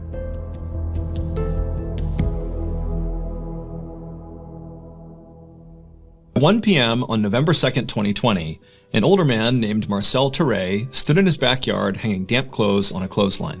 Marcel and his wife, 83-year-old Paulette Landru, lived on a quiet street in the small city of Anden, Belgium. And usually, their days were filled with household chores or visits from their kids. But over the last few months, Marcel had started to spend a lot more time taking care of his wife because she had recently been diagnosed with Alzheimer's disease. Alzheimer's disease is a type of dementia that causes memory loss and confusion. And so Paulette needed help remembering to eat or to take her medications on time. And sometimes she would just wander off without telling Marcel, and Marcel would have to go corral her and bring her back home. For Marcel, watching his wife struggle with this disease was absolutely heartbreaking, and so he did everything in his power to make her life as comfortable and happy as he possibly could. And so before he had come out to hang up the laundry, he had made sure to set his wife up in front of the TV with a nice lunch so she could eat and watch her favorite show. And so Marcel hung up the last piece of clothing and then picked up the empty laundry basket and headed back towards the house. When he went inside, he expected to see his wife still sitting on the couch watching TV, but she wasn't there anymore. Marcel immediately began calling out his wife's name, but she didn't call back. And then he searched the whole house and he couldn't find her.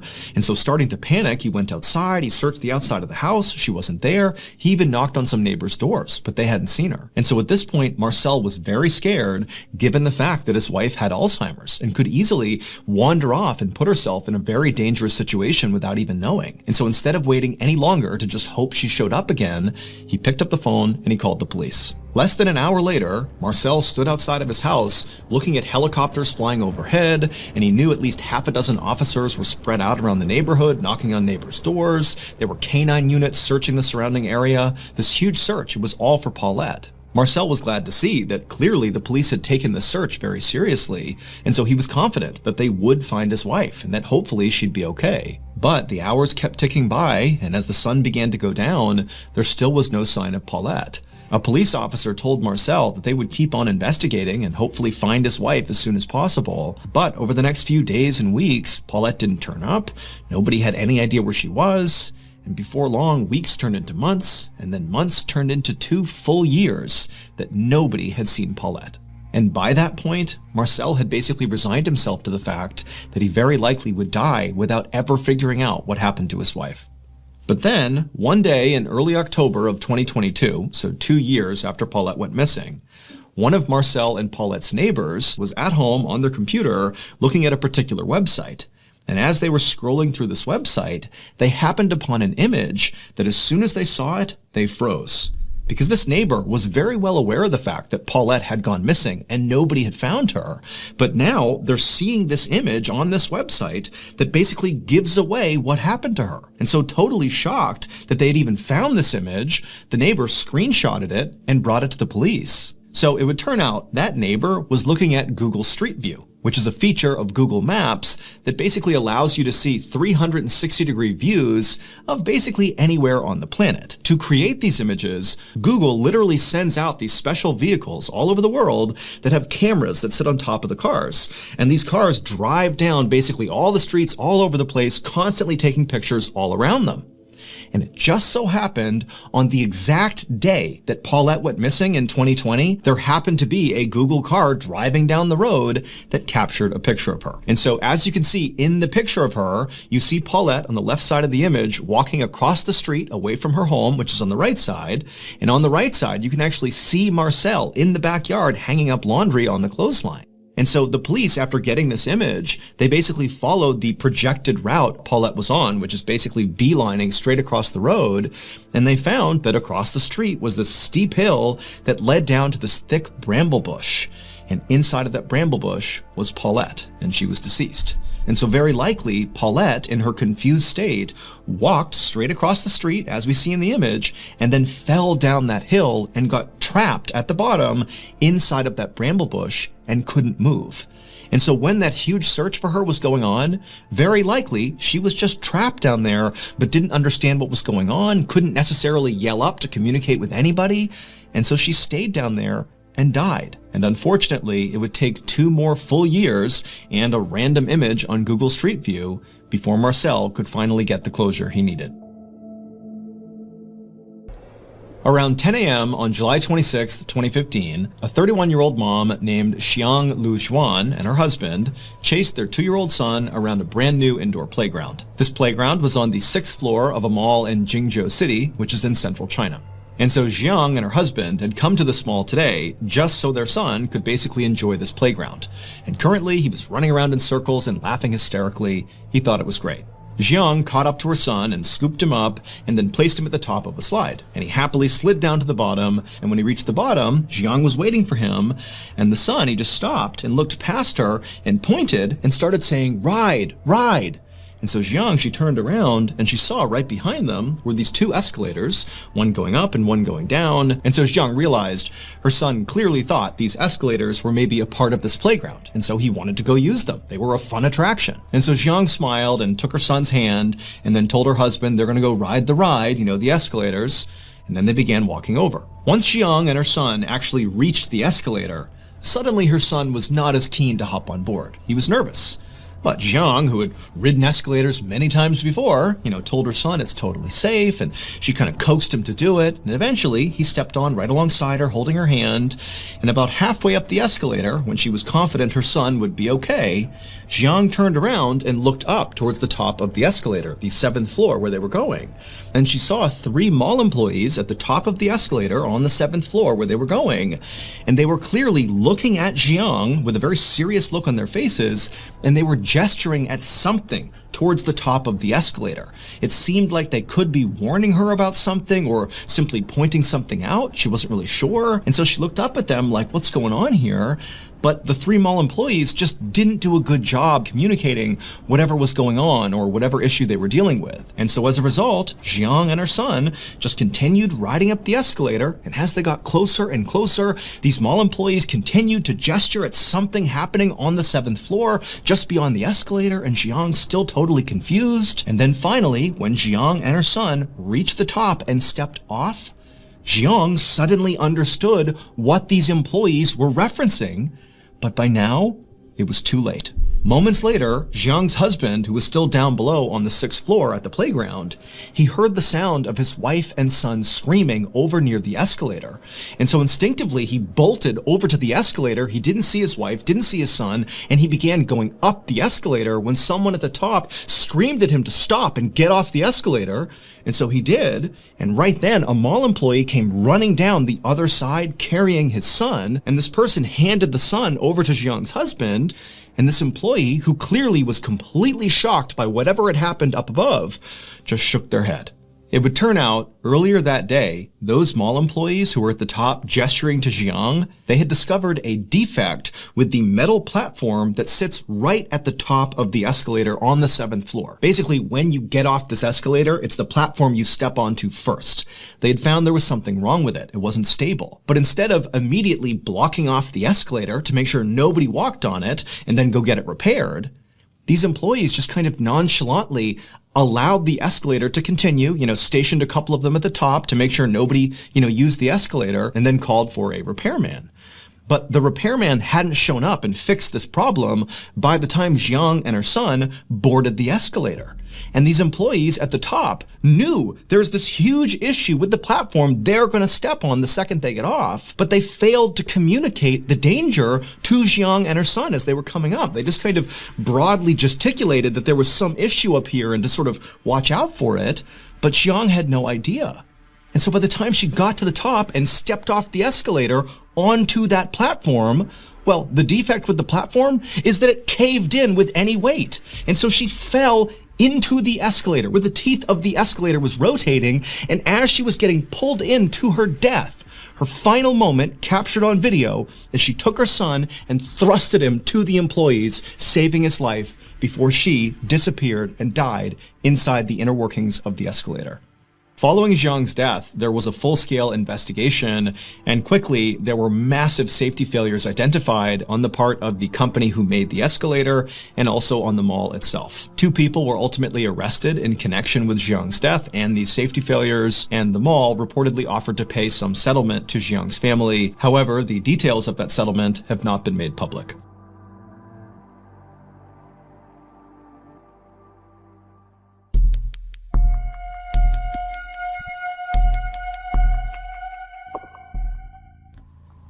One morning in November of 1997, a police captain named Jeffrey Lewis, along with his partner, parked their squad car near the Manatee River in Bradenton, Florida, which is a small city just south of Tampa. A few minutes earlier, the Bradenton Police Department had received a call from this frantic man who had said he had found something suspicious that had washed up on the shore of this river. And so Captain Lewis and his partner were there to investigate. And so as soon as they got out of their squad car, this man who had called the police, he saw them and waved them down, and he was pointing at something in the sand. And so Captain Lewis and his partner, they walked over, and before they even talked to this guy, they just looked down at what he was pointing at, and right away they could see why he called the police. Because there, sitting on the sand, was a severed human hand. And so the instant Captain Lewis saw this, his first thought was actually just alligators, because there were alligators that swam in the Manatee River, and people were told about them, and were told, not to go swimming here, but people still did. And so his thought was, well, maybe one of the alligators got a swimmer. However, when Captain Lewis looked at the hand more closely, he could tell right away that that probably did not happen, because where the hand had been cut off from the body, the cut was almost surgical. It was very, very neat, whereas if an alligator had ripped the hand off, it would be rough. But this almost looked like a surgeon had carefully removed the hand. And so what this signaled to Captain Lewis is this hand very likely represented a murder victim. Somebody who killed this person, cut their body up, and one of their body parts is now washed ashore. And so Captain Lewis turned to his partner and told him to call for backup. And within an hour, police officers were scouring the Manatee River looking for the body that belonged to this hand. Meanwhile, the captain bagged this hand as evidence and brought it to the county sheriff's crime lab, hoping that forensic experts could potentially figure out who the victim was using fingerprints. However, when he actually handed over the hand to these forensic technicians, they told Captain Lewis that it was very likely going to be impossible to try to pull prints from this hand because the hand was very badly decomposed and water damaged. But they told Captain Lewis that despite this being a total long shot, they would still give it a try. And so really all Captain Lewis had was this hand, and so he just kind of waited for information from the crime lab about the fingerprints. And before long, the waiting went from days to weeks to months, with no fingerprints. And so with no fingerprints and no other breakthroughs in this case, Captain Lewis moved on to other cases. That is until June of 1998, when Captain Lewis was sitting in his office doing some work, when he suddenly got a call from the crime lab about the hand. An employee told Captain Lewis they had finally made a breakthrough. When they couldn't get the prints off this hand at first, they had moved to this very complicated technique where basically they would peel individual layers of skin off the hand and sort of piece together all the information to get a print. And amazingly, this technique worked. And so not only did they now have this print, but they had also already run this print through the Florida State database, and they had gotten a match. The hand belonged to a man named Willie Suttle. As soon as he hung up, Captain Lewis opened up a new tab on his computer and began researching Willie Suttle to figure out who this person was. And he quickly found through public employment records that Willie had been a retired garbage collector, and then also Captain Lewis looked at police records and discovered that Willie had a minor criminal history. But what really stood out in his research about Willie was that Willie had never been reported missing. Willie had instead been reported dead. Right there in the public records that Captain Lewis was looking at, he found Willie's death certificate. And this document said Willie had died of natural causes 5 months prior to his hand washing up on shore. And also it said Willie had been buried in a local cemetery, and no police had ever been involved in his death because no crime had been committed. And so Captain Lewis was baffled. None of this made any sense. If Willie had died of natural causes and been buried over a year ago, then how did his hand, his severed hand, wind up on the shore of the Manatee River? The next day, which was Friday, June 26th, Captain Lewis, along with a few other police officers, went to the cemetery where Willie had been buried, and they exhumed his casket. And when they opened it up, they actually expected it to be empty, considering his hand was already missing, so probably his whole body was gone. But no, when they opened it up, there was Willie, missing his left hand. But that wasn't all. At the bottom of Willie's casket were all of his internal organs, just sitting there in a rotting pile. And so Captain Lewis is staring at this, having no idea what to make of it. But the first thought he had was, okay, maybe somebody tried to rob Willie's casket. But he's thinking, if they did that, why did they cut out his organs and stash him at the bottom of the casket? And also, why did they remove his left hand and chuck it in the river? Like, that doesn't make any sense. It felt like every clue Captain Lewis found was only making this case harder to solve. But he hoped when he sent off Willie's body to the county medical examiner that they would be able to provide him with some more answers as to what happened here. Later that afternoon, the county medical examiner would perform an autopsy on Willie's body.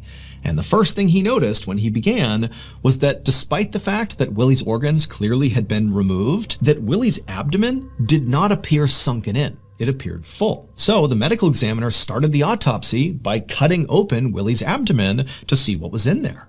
And when he saw what was inside of Willie, he just froze, having no idea how to react to what he was looking at. He had never seen anything like this in his entire career, not even close. And so the medical examiner just grabbed a camera, took some pictures of Willie's midsection, and sent those pictures to Captain Lewis. The next day, Captain Lewis sat inside of an interview room in the police station across from a 45-year-old woman named Paula Green Albritton. Paula owned and operated a funeral home along with the help of her son, and she had been the one responsible for Willie Suttle's burial. And so Captain Lewis asked Paula about Willie's burial, and she would tell him that Willie had actually died in poverty, without any family members to help cover his burial expenses. However, when Paula had found out about this, she said she had agreed to do the burial anyways, for no cost, as sort of a community service. However, when Captain Lewis poked and prodded and tried to ask for more information about exactly what that meant, Paula would eventually concede that there actually was slightly more to her rationale behind wanting to do Willie's burial. It was not just for charity. 2 days after this interview, police arrested both Paula and her son. And at Paula's trial, the truth surrounding what happened to Willie finally came out. It would turn out Paula's funeral home business was really struggling, to the point where if she couldn't start generating some real money, her business might go under. And she couldn't have that. And so Paula decided she would conduct a prosperity ritual to right her business. But to perform this prosperity ritual, Paula needed a body.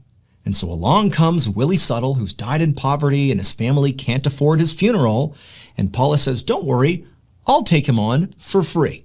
But really what she needed was Willie's body. And once Paula and her son had possession of Willie's body, they began the ritual, which started with Paula's son carefully cutting off Willie's left hand, and then the two of them cut Willie's midsection open, removed all his internal organs, and then Paula got out all these voodoo dolls, and she wrote on pieces of paper the names of the other funeral homes, her competitors in the area, and she pinned these pieces of paper to each of these voodoo dolls. And then she took those voodoo dolls and jammed them inside of Willie's abdomen in the empty cavity they had created, and then they stitched him back up. And then she took Willie's body and his organs and she chucked them into a cheap casket and had him buried.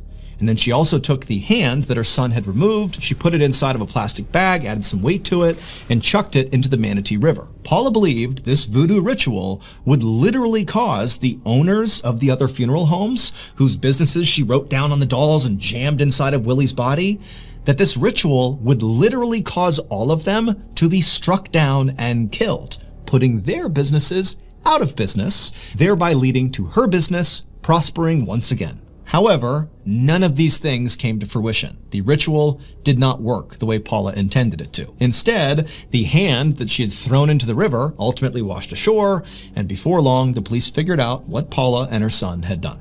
In 1999, so 2 years after Willie's hand had washed up on shore, Paula and her son were found guilty of desecrating Willie's corpse. Paula's son ultimately served 1 year in prison. As for Paula, her conviction was actually quickly overturned due to a technicality. It was discovered that during an interview with Paula, that police detectives told her that she could not be convicted if this ritual was part of a religious practice, that she was protected under the US Constitution. And so Paula, who confessed to doing this ritual, did so by saying it was part of her religion. She practiced voodoo.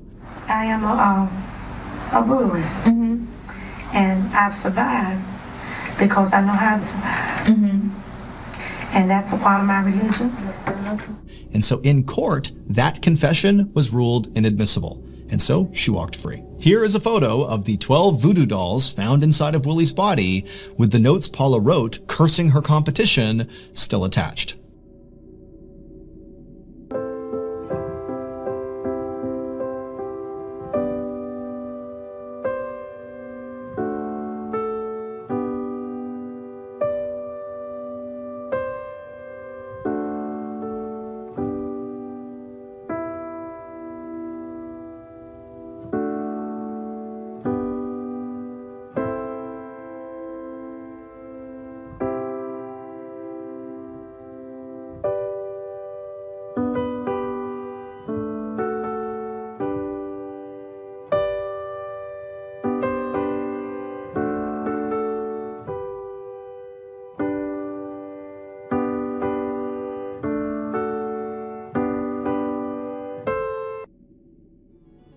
Are you the type of person who has binged basically all of my YouTube videos and every week you anxiously wait a new upload?